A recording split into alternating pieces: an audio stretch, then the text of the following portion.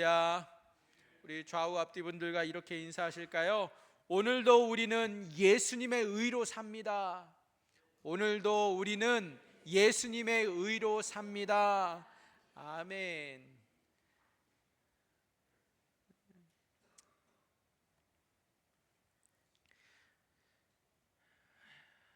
죄인이라고 고백하시는 분 손 들어 보실까요? 네. 나는 의인이다. 손 들어 보세요. 이도 저도 아닌 분들은 뭘까요? 죄인도 아니고 의인도 아니면 우리는 다 죄인입니다. 그런데 이러한 죄인을 의인으로 만들어 주시는 예수님이십니다. 여러분, 평생을 정말 교회라고 하는 그 밭에서 일만 하며 자신의 의로움이 충만했던, 가득했던 한 성실한 성도가 하늘나라 문 앞에 도착했어요. 그런데 그때 마침 하늘나라의 문지기로 당번을 서고 있었던 베드로를 마주하게 됐는데, 베드로가 그를 앞에 두고서 묻는 거예요. 천국에 들어오려면 1000점이 필요합니다. 점수 1000점을 획득하셔야 들어오는데, 어디 당신은 어떠한 삶을 살으셨는지 한번 드러나 봅시다. 그러자 이 성도가 아주 자신만만하게 당당하게 대답하는 겁니다. 저는요, 주의를 한 번도 빠뜨린 적이 없어요. 눈이 오나 비가 오나 저는 예배를 빠진 적이 없는 사람입니다 하는 거 아니겠습니까? 그랬더니 베드로가 와, 1점입니다. 아니 1000점을 획득해야 천국 들어간다는데 내가 그렇게 자신만만하던 주일 성수가 1점이라고요? 그러면 이것도 있어요. 제가요 11조도 철저히 지켰고요, 매일같이 교회 밭에 나가서 얼굴이 시꺼매질도록 열심히 그렇게 일했던 사람입니다. 인정받을 줄 알고. 그랬더니 베드로가 오, 대단한데요? 1점 추가해서 이제 2점입니다.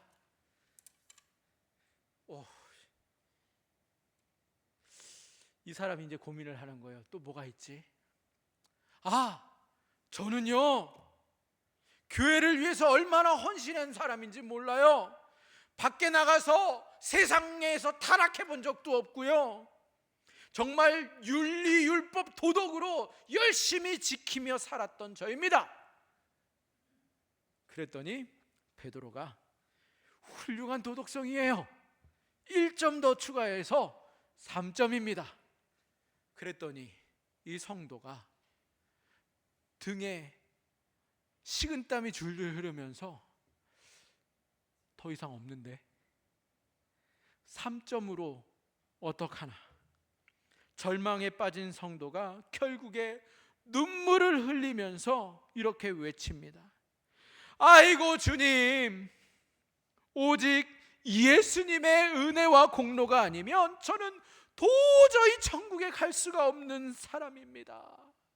그랬더니 베드로가 환하게 웃으면서 정답이에요, 1000점입니다 1000점 그러는 것 아니겠습니까?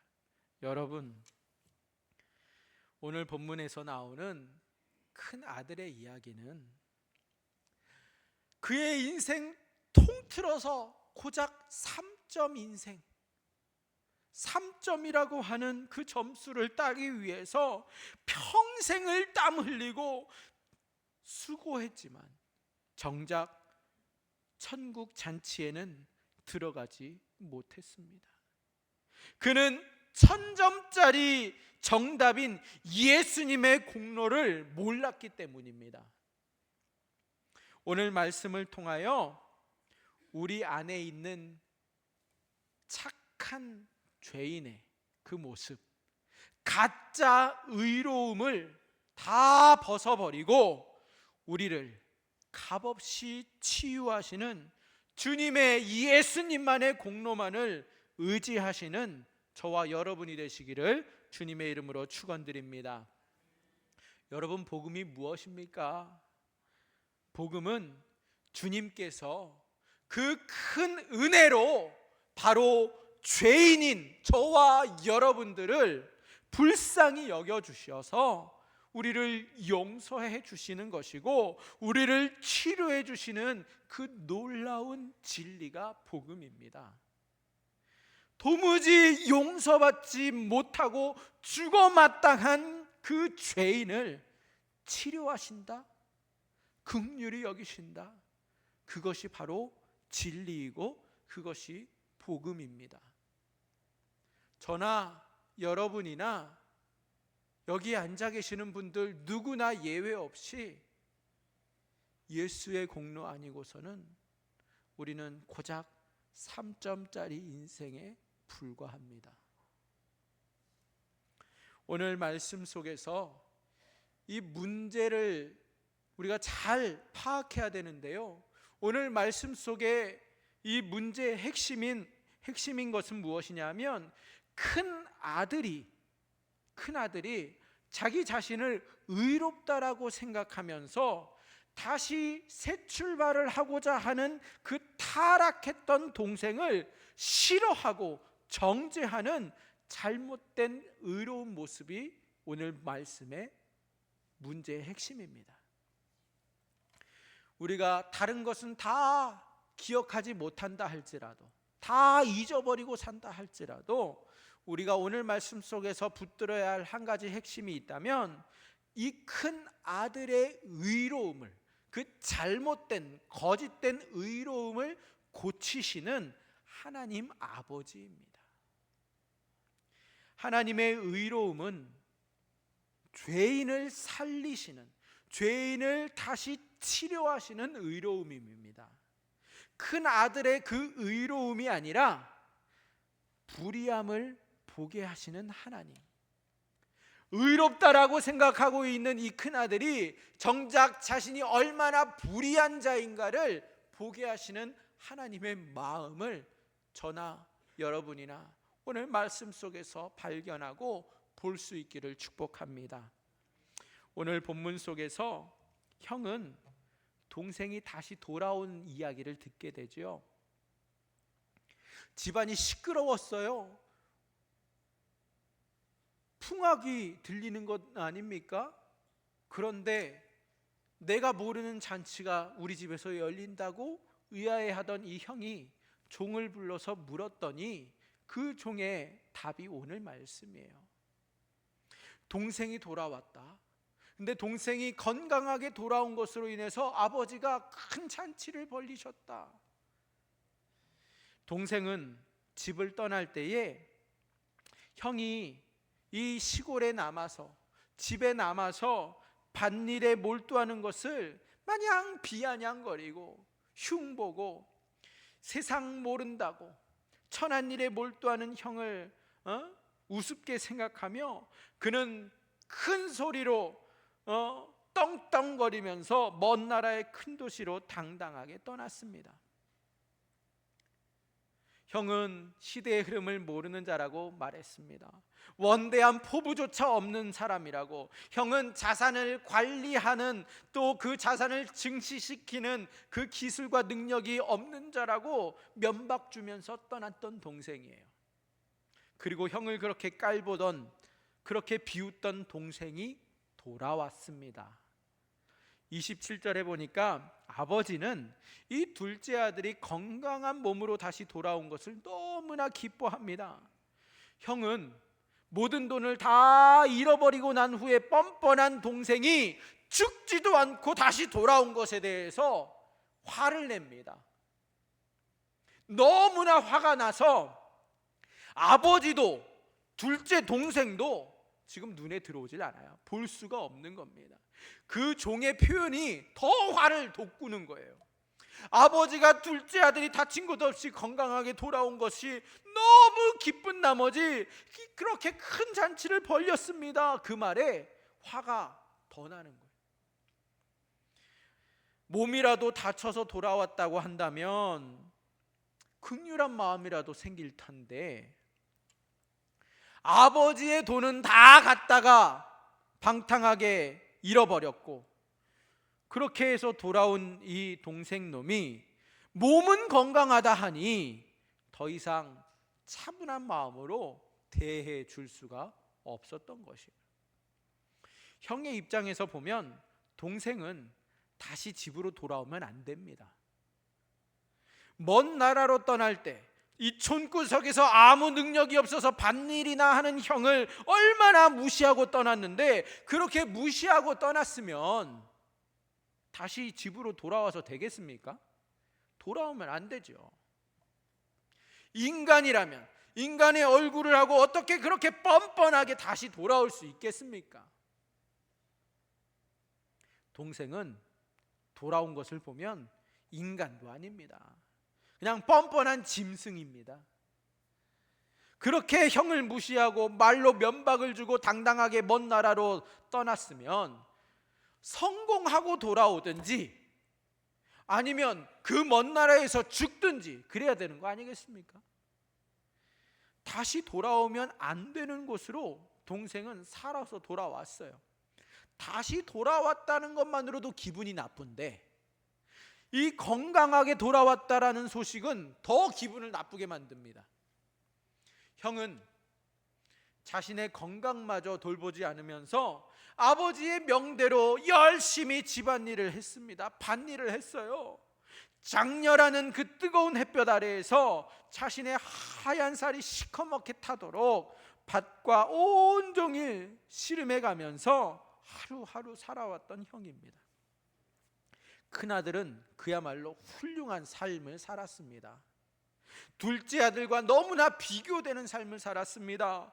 둘째 아들과는 너무나도 다른 삶을 살았어요. 동생이 집을 떠날 때도 형은 집을 떠나질 않았죠. 동생이 유산을 달라고 떼를 쓸 때에도 형은 유산 달라고 해본 적도 없습니다. 동생이 먼 나라로 모든 짐과 돈을 다 챙겨서 떠났는 그때에도 형도 먼 나라로 떠났습니까? 아니요. 형은 그 자리를 지켰습니다. 동생이 밤새도록 창기와 놀 때도 형은 창기와 놀아본 적도 없습니다. 동생이 아버지의 말씀에 반대쪽으로 달려갈 때도 형은 아버지의 명령을 어겨본 적도 없습니다. 얼마나 훌륭한 아들입니까? 이 얼마나 매사에 열심히 살았던 큰아들입니까? 얼마나 자신의 역할과 직분을 충실히 감당했던 아들입니까?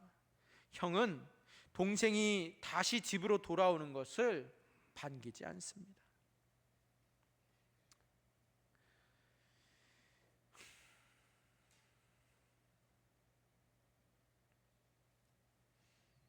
사람이 자기의 분수를 알아야 되는데 동생은 자기 분수를 모르는 그러한 자입니다. 사람이라면 열심히 일해야 되는데 동생은 게으르고 나태한 자가 바로 이 동생입니다. 양심이라도 있어야 되는데 아버지 집으로 뻔뻔하게 다시 돌아온 동생입니다. 사람이라면 진득하게 한 우물을 좀 파야 되는데 이 동생은 여러 곳을 그냥 여기 찔러보고 저기 찔러보고 사는 자가 바로 이 동생입니다. 사람이라면 변하지 않는 모습을 가져야 되는 거 아니겠어요? 그런데 이 동생은 필요에 따라 이익에 따라 수시로 그냥 이리 갔다 저리 갔다 하면서 변하는 변덕스러운 동생입니다. 사람이라면 부모의 유산을 귀하게 여겨야 되는 거 아니겠습니까? 그런데 동생은 그 많은 유산을 한순간에 다 말아먹은 아들입니다. 사람이라면 돈을 잘 관리해야 하는데 이 동생은 돈을 마치 물 쓰듯이 사용했던 미치광이입니다. 이 형에게 소원이 하나 있습니다. 그 소원은 밭일을 그만두는 일도 아니고 먼 나라로 유산을 챙겨서 동생처럼 떠나서 마음껏 살고 싶은 대로 살아보는 것도 그의 소원이 아니에요. 이 형에게 간절한 소원 한 가지는 이 더럽고 추악한 동생과 다시 함께 살지 않는 것이 그의 거룩한 소원입니다. 이 형에게 간절한 소원이 있다면 동네 사람들이 동생을 그렇게 둘째 아들 돌아왔대, 다 말아먹고 돌아왔대, 아유 그러고도 인간이냐, 그러한 욕먹는 소리를 들을 때에 자신이 아버지의 아들이라고 말하지 안 하고 다녔으면 좋겠다라는 생각이고, 자신의 동생이라고 어디 가서 말하지 않았으면 좋겠다라는 마음뿐입니다. 그처럼 동생이 너무나도 싫고 창피한 거예요. 형에게 간절한 소원이 있다면 그것은 동생이 다시 먼 나라로 떠나버리기를 바랄 뿐입니다. 돈이 문제가 아니에요. 사람이란 자질과 교양이 있어야 되는 거 아닙니까? 사람이란 올바른 정신과 올바른 태도가 중요한데, 사람이 짐승과 다른 게 뭐예요? 해야 할 일과 하지 말아야 할 일을 분별하는 게 그 능력이 사람과 짐승의 차이입니다. 동생은 너무나도 불의한 삶을 살았습니다. 인간으로서 그렇게 허랑방탕하게 살았다면 그는 자신의 모든 죄악을 책임지고 자결해야 마땅합니다.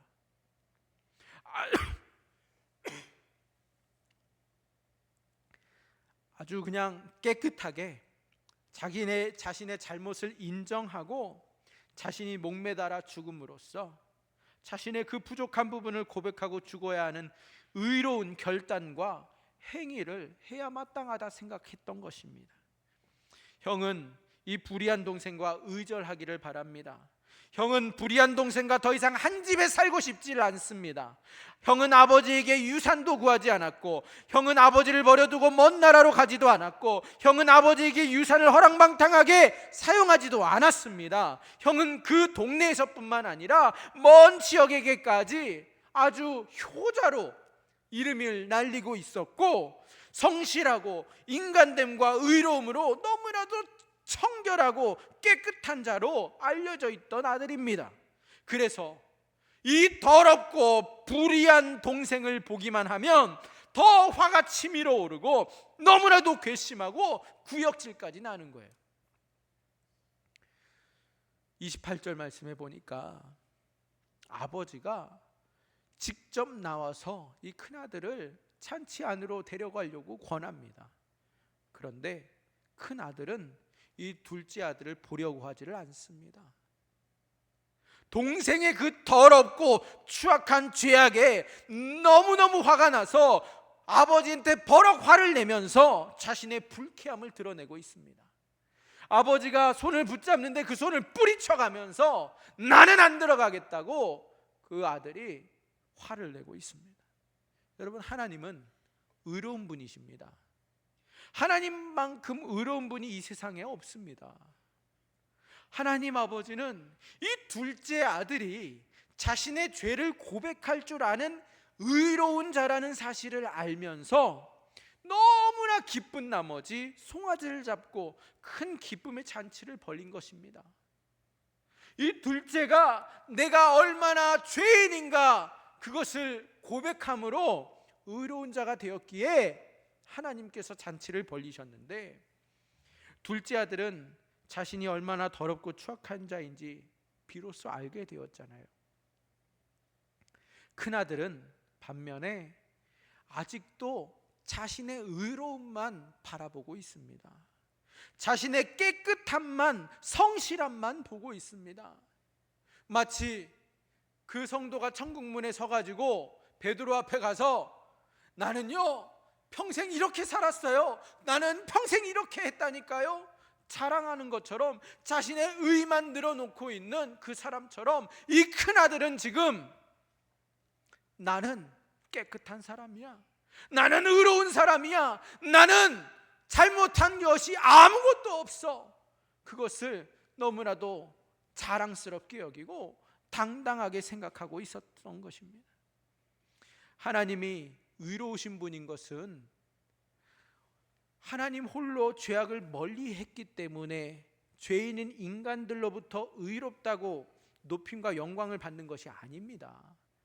하나님이 인간과 떨어져 있기 때문에 의로우신 분이 아니시라, 하나님은 의로운 분이심에도 불구하고 하나님의 그 의로움이 끝이 없다라고 말할 수 있는 것은 죄인인 우리를 위해서 자신의 독생자 예수 그리스도를 보내주셨기 때문에 의로우신 분이십니다. 의인을 위해서 죽은 자는 의롭다고 칭찬을 받는 법입니다. 그러나 죄인을 위해서 죽은 자는 의롭다고 높임을 받는 겁니다. 의인을 위해서 죽는 자와 죄인을 위해서 죽는 자는 차원이 달라요. 이처럼 의로움도 격이 있습니다. 수준이 달라요. 하나님 아버지의 의로움은 죄인을 불러서 치료하여 주시는 것이고, 그 죄인을 다시금 의인으로 만들어 주시는 끝없는 의로움입니다. 한 번 죄를 짓고 영원히 버림당해야 할 죄인들인데 다시 불러서 다시 일으키셔서 다시 하나님 앞에 데려다 놓으셔서 그 죄를 치료해 주시고 새롭게 의인이라고 불러주시며 의인의 반열에 넣어주시는 분이 바로 우리 하나님이시고, 이것이 바로 우리 하나님의 의로움입니다.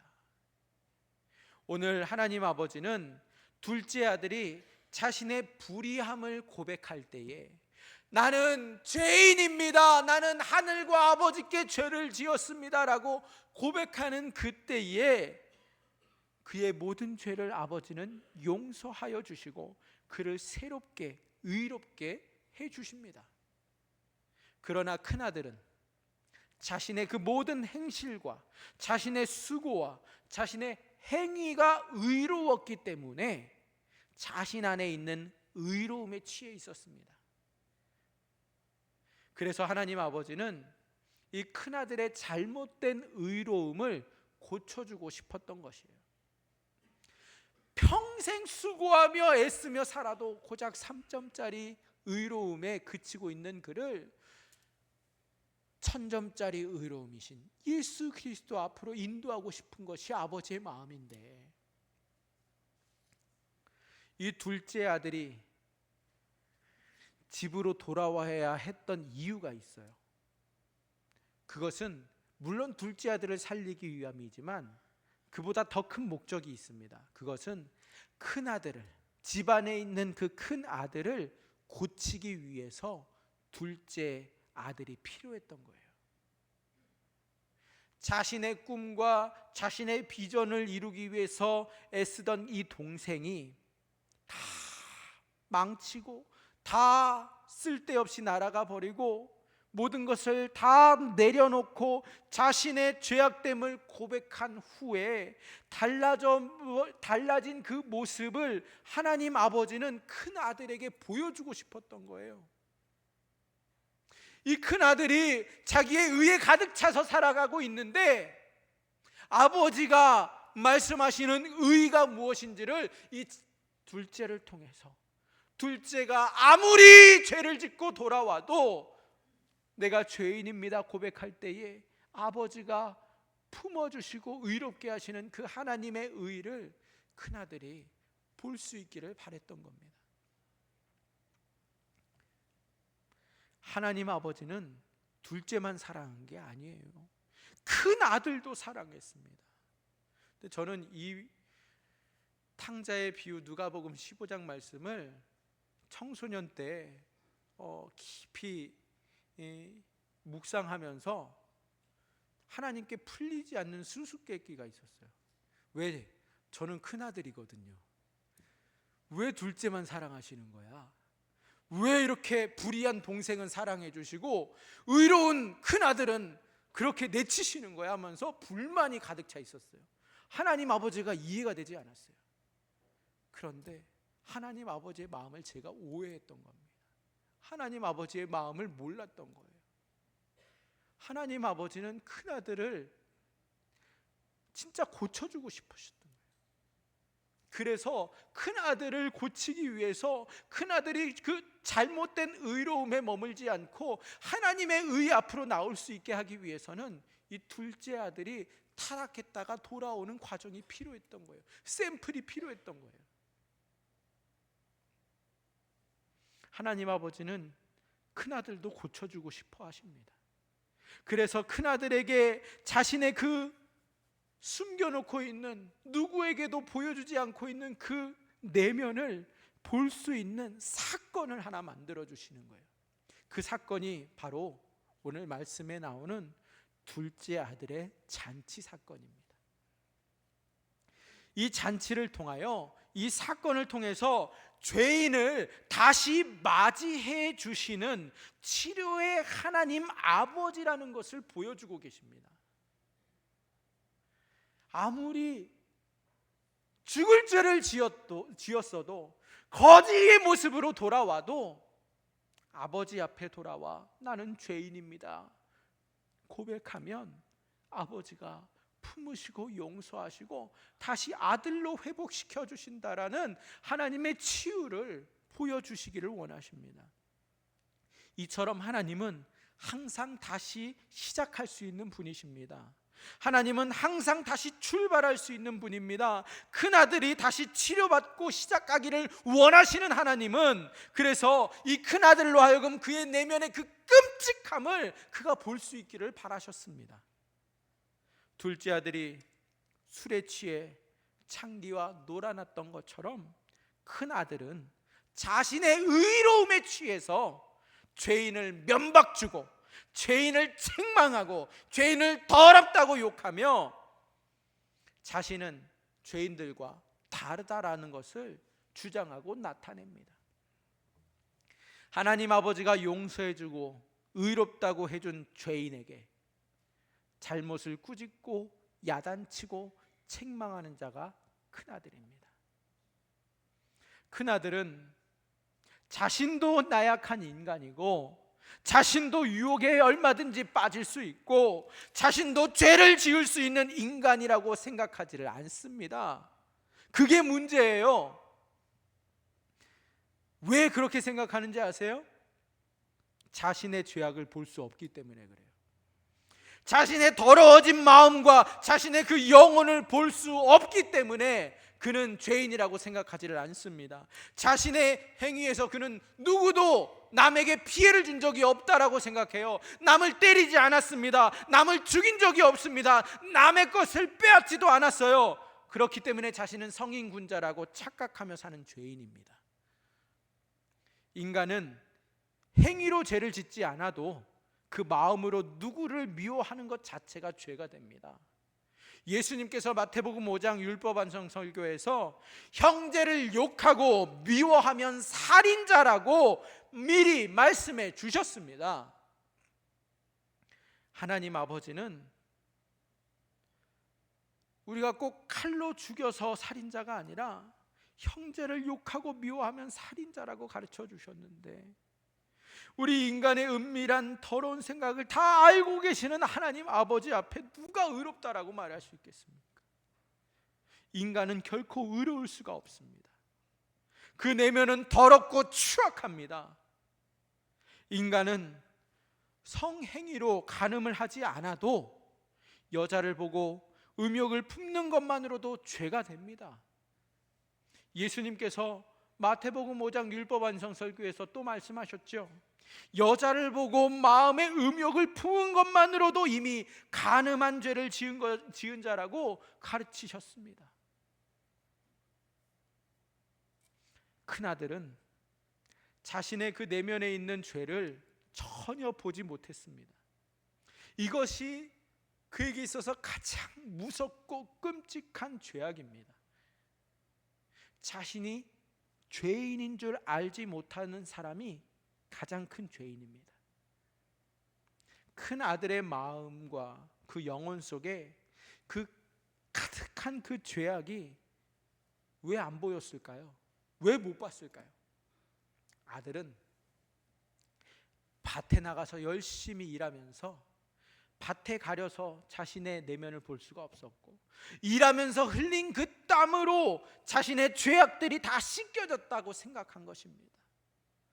자신의 죄악은 그가 열심히 일해서 다 갚았다고 착각합니다. 인간의 모든 죄악은 자신의 노동과 수련을 통해서 절대로 깨끗해질 수가 없습니다. 노동을 통해서 깨끗해진다면 일이 신이 되는 거예요. 하나님이 되는 거예요. 하나님께 나가면 나갈수록 나 자신이 얼마나 부족한 죄인인 줄 알아야 합니다. 그러나 큰아들은 하나님 아버지를 섬기면서 그 섬김 때문에, 그 순종 때문에, 그 헌신 때문에 자신은 의로운 줄로 착각했습니다. 자신은 깨끗한 줄로 알았습니다. 자신은 전혀 죄를 지은 것이 없다라고 착각을 하면서 살아갑니다. 둘째 아들은 집을 떠나서 자신의 그 깊은 내면에 있는 실체를 보았죠. 자신이 얼마나 탐욕스럽고 음탕하고 얼마나 더럽고 추악한지를 그는 보았고, 자신의 힘으로 어떻게 통제가 되지를 않기 때문에 자신의 힘으로 무엇도 할 수가 없어서 도중에 가룟 유다처럼 자살하지 아니하고 하나님 아버지 집으로 돌아온 겁니다. 치료받고 싶어서 돌아온 것입니다. 하나님 아버지에게 자신이 죄인이라고 고백하고 자신의 더러움과 추악함을 엎드려 눈물로 사죄하면서 하나님 아버지께 자신을 치료해달라고 매달렸던 것입니다. 하나님 아버지는 이 둘째 아들이 비록 죄인이 되어서 집을 떠났지만 둘째 아들이 의인으로 집으로 돌아와서 너무나 기쁜 나머지 이 큰 잔치를 벌려주십니다. 둘째 아들이 자신이 죄인이라고 고백하기 때문에 하나님 아버지는 너무나도 기쁜 거예요. 너무나도 행복합니다. 그 아들을 보면서 즐거운 겁니다. 그러나 큰아들은 자신의 죄악을 바로 보지 못합니다. 자신이 죄인인 것을 바로 알지 못합니다. 자신의 수고와 땀으로 자신의 죄악을 다 닦아서 자신은 깨끗하다고, 자신은 정결하고, 자신은 거룩한 자라고 생각하고 있습니다. 하나님 아버지는 큰아들의 손을 꼭 붙잡고 그 잔치집 안으로 들어가고 싶으신데, 죄인에게 다시 기회를 주시는 하나님 아버지임을 보여주고 싶으신데, 큰아들은 도리어 이 모습에 대해서, 이 아버지의 손을 붙잡는 그 행동에 대해서 화를 내면서 그 손을 뿌리치는 자신의 모습을 노출시키고 있습니다. 이러한 대조를 통해서 하나님 아버지의 마음을 우리에게 전달해 줍니다. 하나님 아버지는 둘째 아들을 위해서도 송아지를 잡고 큰 아들을 위해서도 송아지를 잡고 싶은 마음이 간절합니다.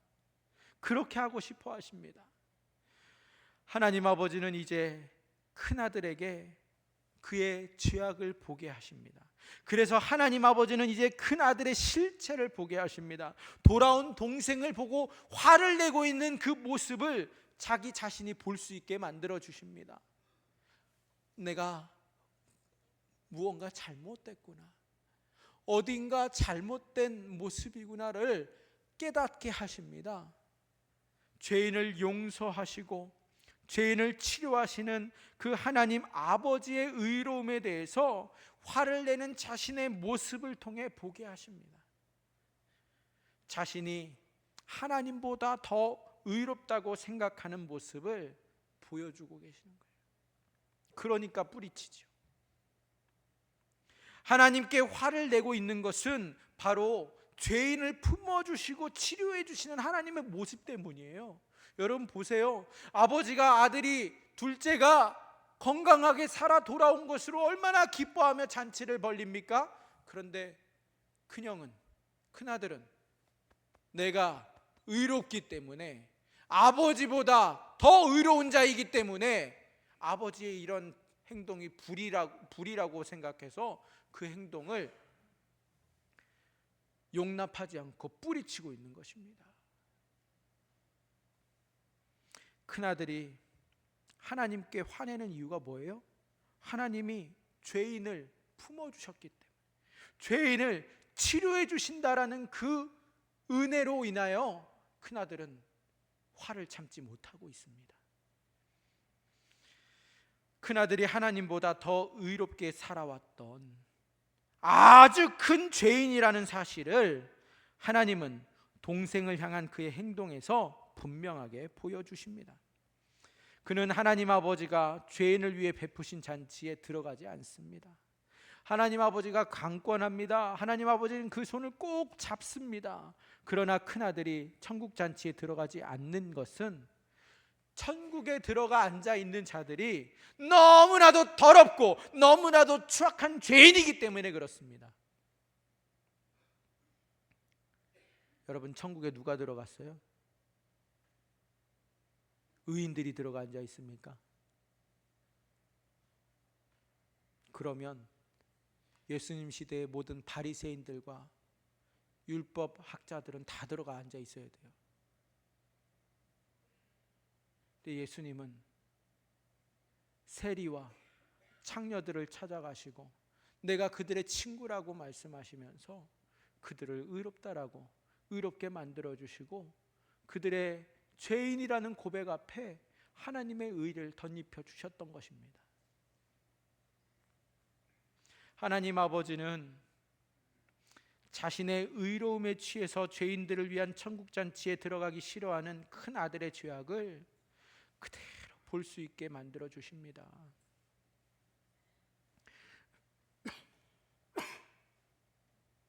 죄인을 향한 하나님의 마음과 생각을 보여주고 계시는데, 그것은 다시 일으키고 싶어 하시고 다시 그를 의롭게 만들어주고 싶어 하시고 하나님 아버지의 그 마음을 그에게 부어주셔서 큰 아들도 작은 아들과 똑같이 그를 의롭게 만들어주시고자 하시는 것이 하나님 아버지의 마음입니다.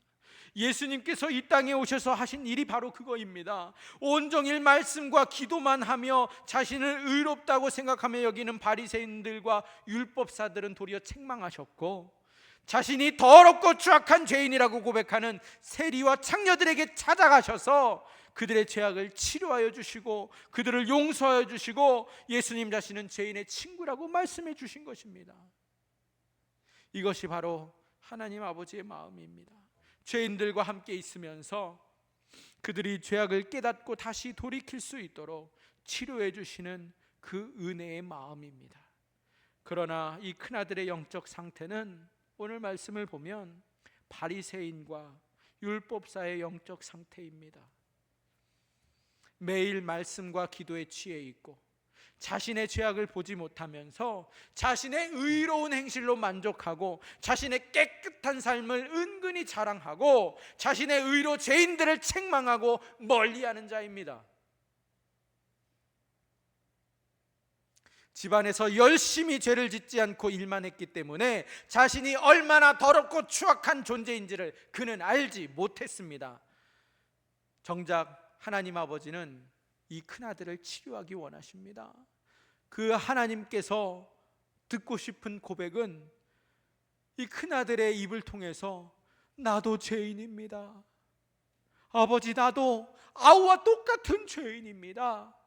나와 아우는 다 하나님 아버지에게 죄를 지었습니다. 이 고백을 듣고 싶어 하시는 아버지인데, 그 아들의 입에서 둘째 아들을, 그 동생을 용서하고 그 아들을 치료해 주신, 동생을 치료하신 하나님 아버지의 그 의로운 역사에 경배와 찬양을 돌리는 그 고백을 듣기를 원하셨는데, 큰아들이 둘째 아들과 손을 잡고 이 죄인의 잔치 속으로 기뻐하며 들어가서 그 죄인의 영혼이 살아나고 죄인의 영혼이 다시 강건하게 됨을 기뻐하는 진정한 의로움의 큰아들이 되기를 아버지가 원하셨습니다. 하나님 아버지가 나와서 큰아들에게 함께 이 죄인들을 용서하라고 그들에게 나아가라고 권하시지만, 큰아들은 싫어합니다.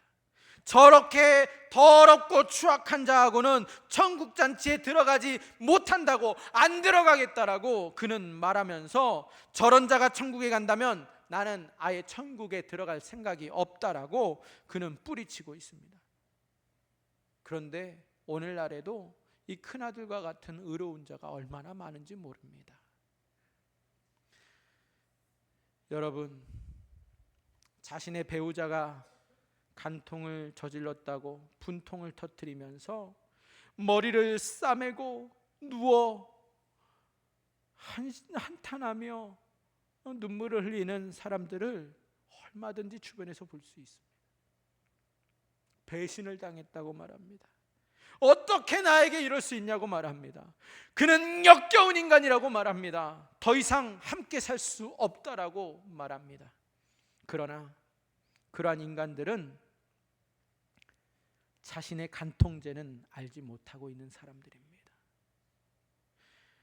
정작 자신은 신랑 되시는 예수님을 한평생 사랑하기보다 세상의 기쁨과 세상의 쾌락을 더 사랑했고, 세상의 스펙을 더 사랑했고, 세상의 경력을 자랑하고, 세상의 삶에 더 많은 애착을 보이면서 신랑 되신 예수님 앞에서 뻔뻔하게 세상과 간음을 하고도, 세상의 부귀영화와 치장하고 간음을 하고도 자신의 배우자만 간통을 저질러서 그 간통의 극도의 화를 내는 것은 오늘 말씀 속에 큰아들과 똑같은 의로움에 취해서 자신의 불의함과 자신의 방탕한 삶을 사는 것을 알지 못하는 사람과 다를 바가 무엇이 있겠습니까?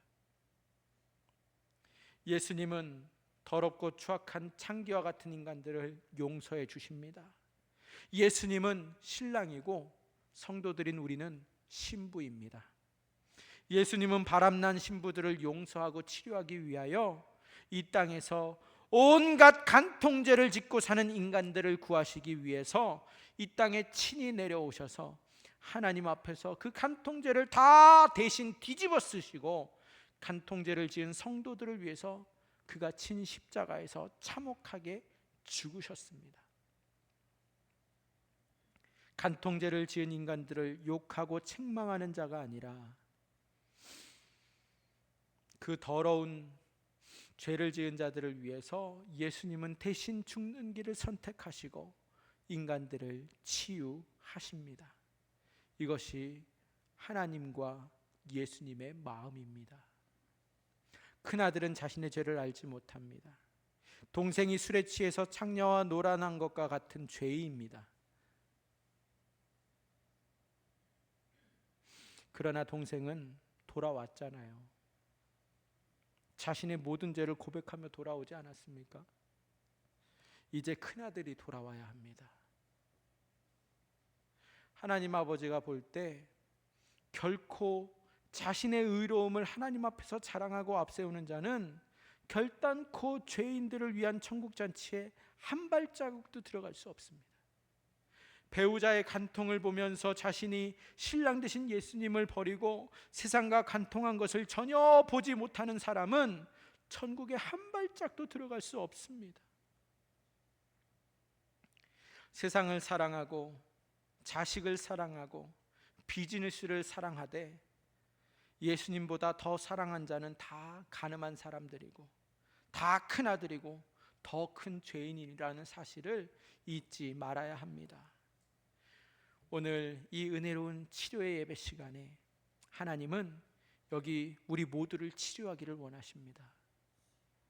우리는 모두 지금 그 하나님의 치료의 마음을 열어야 하고 치료의 영혼을 열어야만 합니다. 불의하게 인생을 살든지 의롭게 인생을 살든지 하나님 아버지 앞에서는 누구나 다 불의한 자들입니다. 불의한 자들은 누구나 주님 앞에서 치료받아야만 하는 죄인들입니다. 말씀만 보고 기도만 했다고 의로운 자가 아닙니다. 밭만 열심히 기경했다고 해서 의로운 자가 되지 못합니다. 열심히 일했다고 의로운 자가 아닙니다. 죄인을 용서하지 아니하고 자신에게 잘못한 자를 불쌍히 여기지 아니하면서 죄인을 치료하는 것을 기뻐하지 않는 자는 누구나 다 죄인입니다. 아니, 더 큰 죄인입니다.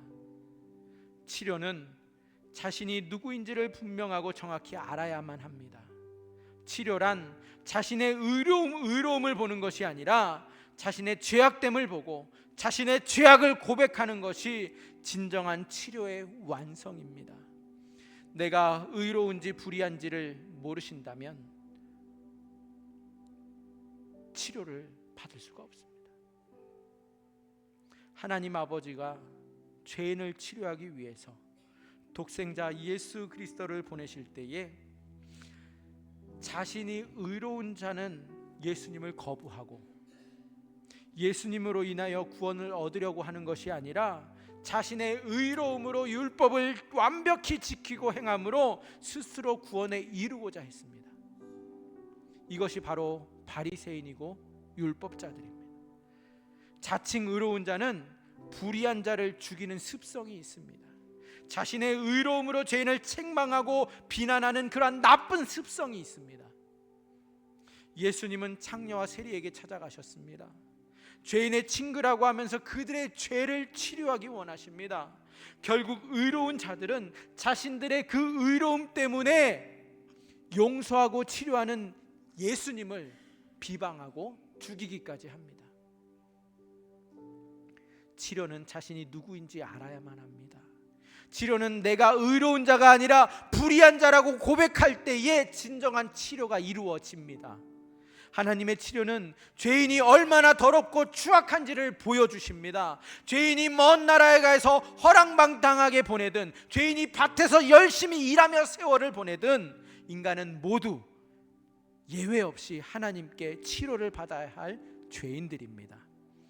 자신의 죄악은 보지 못하고 자신의 의로움만 본다면 그는 천국 잔치에 들어가지 못합니다. 하나님 아버지의 역사는 모든 인간으로 하여금 자신의 힘으로 구원에 이를 수 없고 오직 하나님 아버지께 갈 수 없다라는 사실을 고백하게 만드십니다. 그래서 하나님은 인간의 죄악을 치료하기 위해 예수 그리스도를 이 땅에 보내십니다. 그분을 필요로 하는 자는 자신의 죄악됨을 아는 자들입니다. 하나님은 예수님을 보내셔서 인간이 얼마나 하나님을 모르며 인간이 얼마나 무능력한지를 보여주십니다. 하나님의 치료는 인간의 모든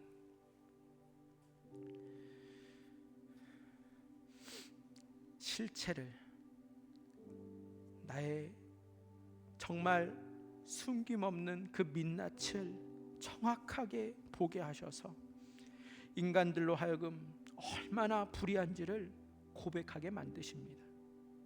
여러분, 성도들은요, 두 종류의 성도가 있어요. 먼 나라에 가 있는 성도가 있습니다. 이들은 자신의 죄악됨을 수시로 고백하면서 그 죄악의 늪에서 스스로 빠져나오지 못하는 죄인들입니다. 또 다른 종류가 있습니다. 밭에 나가서 열심히 일하는 성도입니다. 밭은 교회일 수 있습니다. 이들은 자신의 의로움을 기뻐하고 즐거워합니다. 의로움의 늪에서 빠져나오지 못하고 있는 죄인들입니다. 이 두 종류의 죄인 중에서 먼 나라에 간 죄인들은 수시로 자신의 죄인됨을 고백하면서 죄악을 저지릅니다. 그러나 밭에서 의롭게 생활하는 죄인들은 자신들의 죄악을 전혀 고백하지 않습니다. 자신들의 추악한 죄악을 인정하지 않습니다. 자신의 의로움으로 천국이 열린다고 생각하고 자신의 의로움으로 은혜를 받는다고 믿었고 자신의 의로움으로 인정을 받았다고 착각하면서 더 큰 죄를 짓고 살아갑니다. 지상교회가 하루에도 수십 교회가 사라지고 있습니다. 교회가 사라지고 있는 이유 중에 가장 큰 이유는 돈이 아닙니다. 사랑도 아닙니다. 바로 자신이 의롭다고 고백하는 자들이 많은 교회는 이 지상에서 영원히 사라지게 됩니다. 지상교회가 깨지고 사라질 때 자신이 죄인이라고 고백하는 자들에 의해서 지상교회는 이 땅에서 사라지지 않습니다. 자신이 의롭다고 고백하는 자들이 많을 때 교회는 가장 위태한 시기를 맞이합니다. 교회의 구성원들이 자신의 의로움에 취해서 약한 자와 죄인들을 비판하고 책망하는 데 급급해지면 그런 교회는 거의 예외 없이 깨지고 사라지게 됩니다. 교회가 건강한지 교회가 병들었는지 알 수 있는 방법이 있습니다. 바로 자신이 죄인인지 아니면 의인인지 정확하게 알면 됩니다. 자신이 의인으로서 죄인을 책망하는 교회는 아주 심하게 병든 교회입니다. 내가 당신보다 더 낫다고 고백하는 교회는 아주 심하게 병든 교회입니다. 교회 예산이 많고 교인이 많고 똑똑한 사람이 아무리 많다 할지라도 자신이 의롭다고 여기는 교회는 매우 심하게 병든 교회일 수밖에 없습니다. 그러나 교회가 아무리 재정적으로 어렵고 교회의 구성원들이 약하고 병들어도 자신들이 죄인이라고 고백하는 교회는 아주 건강한 교회입니다. 자신의 부족함을 알고 남의 부족함을 감싸주는 교회는 성도들이 모일 때마다 천국 잔치를 벌립니다. 이런 교회는 주님이 치료하는 교회입니다. 날마다 죄인을 의롭게 치료해 주는 교회입니다. 주님은 이러한 교회를 칭찬하십니다.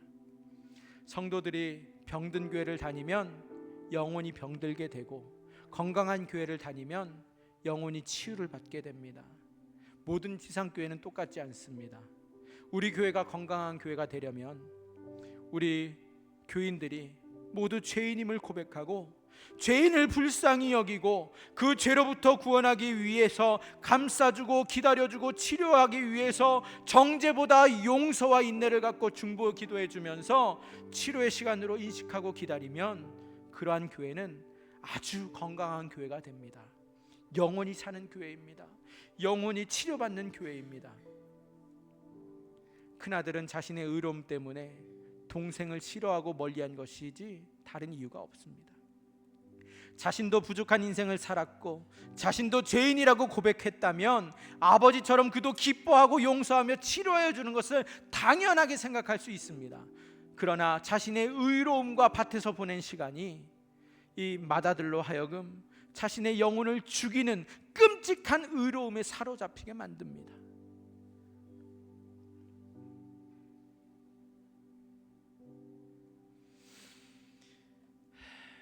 말씀을 맺습니다.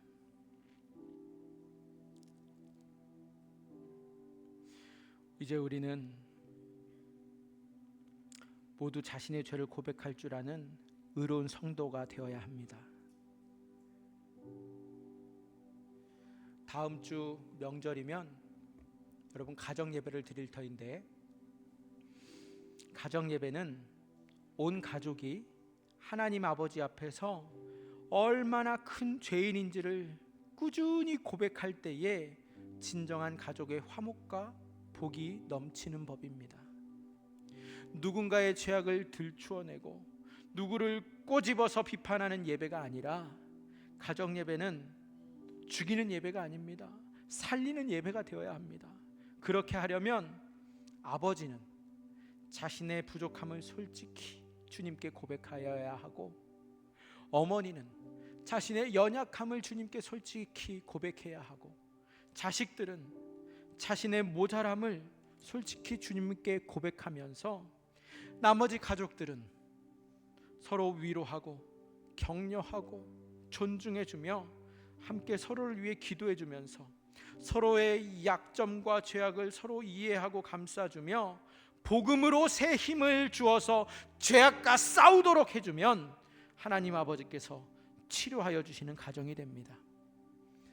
은밀한 죄악을 서로 기도해주고 용기를 주므로 용서와 치료를 받고서 주님이 인정하는 의인으로서 이 세상을 담대하고 즐겁게 살도록 해주는 것이 진정한 치료의 가정 예배입니다. 하나님 아버지께서 기뻐하시는 천국 잔치 가정 예배, 그러한 가정 예배는 하나님의 치유의 역사가 매일 매 순간 일어납니다. 먼저 자신의 불의함을 고백하면 하나님 아버지는 불의한 자를 의로운 자로 바꾸시고 치료하시는 놀라운 하나님이시라는 사실을 마음에 깊이 새기고 늘 자신의 죄악됨과 불의함을 고백하는 저와 여러분이 되시기를 주님의 이름으로 축원드립니다. 우리 함께 잠시 기도하기를 원합니다. 우리는 종종 큰아들처럼 밭에서 흘린 땀과 수고가 나의 죄를 씻어준다고 착각하며 살아갑니다. 그러나 인간의 그 어떠한 노동이나 헌신으로도 죄는 깨끗해질 수 없습니다. 큰아들은 동생의 불의함을 보고 정죄했으나 예수님은 우리 모두의 간통죄를 대신 뒤집어 쓰시고 십자가에서 죽으셨습니다. 주님은 정죄 대신에 죽음을 선택하여 우리를 치유해 주셨습니다. 여러분, 이 시간 함께 기도합시다. 나의 의를 부인하게 하여 주옵소서. 주님, 치유의 마음을 허락하여 주옵소서. 우리의 가정과 교회를 살려달라고 이 시간 주여 함께 부르짖으면서 기도합니다. 주여,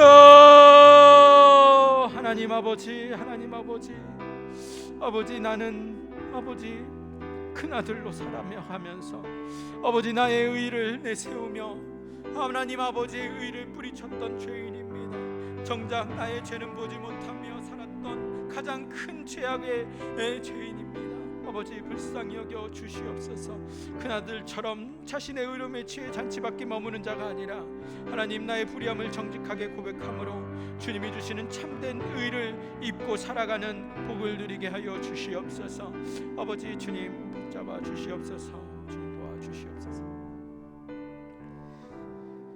사랑과 자비가 풍성하신 하나님 아버지, 오늘도 저희들을 치유의 잔치로 불러주심에 감사드립니다. 우리가 그동안 밭에서 열심히 일했다는 이유로 혹은 아버지의 명령을 어긴 적이 없다는 이유로 스스로 의로운 줄 착각하며 살아왔음을 고백합니다. 나의 성실함이 타인을 정죄하는 칼이 되었고 나의 깨끗함이 죄인의 친구 되신 주님의 마음을 아프게 했음을 용서하여 주시옵소서. 주님, 인간의 그 어떠한 노동과 수련으로도 우리의 죄악은 씻길 수 없음을 깨닫습니다. 오직 십자가에서 우리의 간통죄와 추악함을 대신 짊어지시고 죽으신 예수 그리스도의 공로만이 우리를 정결하게 할 수 있음을 믿습니다. 이 시간 간절히 기도하옵기는 주여, 나의 의를 부인하게 하여 주옵소서. 큰 아들처럼 자신의 의로움에 취해 잔치 밖에 머무는 자가 아니라 나의 불의함을 정직하게 고백함으로써 주님이 주시는 참된 의를 입게 하여 주옵소서. 주님, 치유의 마음을 주시옵소서. 타인의 허물을 비난하기보다 나 또한 주님의 치료가 필요한 죄인임을 기억하게 하셔서 정죄의 눈이 아닌 긍휼의 눈으로 형제를 바라보게 하여 주옵소서. 주님, 우리의 가정과 교회를 살려 주시옵소서. 우리의 가정이 서로의 약점을 담당하며 위로하는 치유의 현장이 되게 하여 주시고, 우리 교회가 스스로 의롭다 하는 자들이 아닌 오직 예수의 공로만을 자랑하는 건강한 공동체가 되게 하여 주옵소서.